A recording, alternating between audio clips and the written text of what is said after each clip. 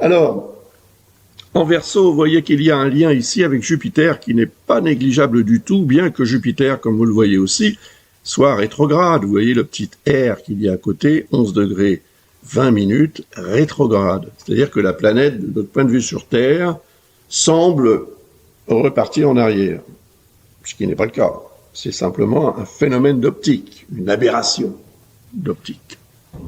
Mais ça a un sens, malgré tout.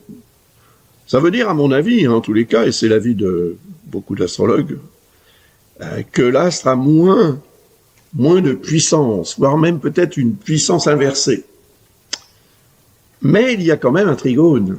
Hein, c'est ce lien ici, hein, cet aspect, comme on dit, cette ligne bleue, c'est ce qu'on appelle un trigone. Et un trigone, c'est un aspect très bénéfique. C'est reconnu hein, par tous les astrologues en général. C'est vrai que ça relie deux signes de même élément, donc on obtient un doublage de l'énergie de l'élément en question. Ici, on est dans un signe d'air, pour les deux, hein, ce sont deux signes d'air.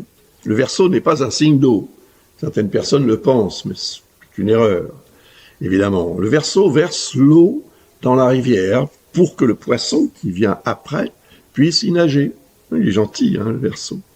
Et donc, ce lien entre Jupiter et cette nouvelle lune montre à quel point il peut y avoir un enthousiasme puissant pour s'engager dans un nouveau cycle, une nouvelle activité, une nouvelle aventure. D'accord, c'est formidable, c'est super. Mais il faudra quand même faire preuve de vigilance parce que justement le fait que Jupiter soit rétrograde peut nous donner l'impression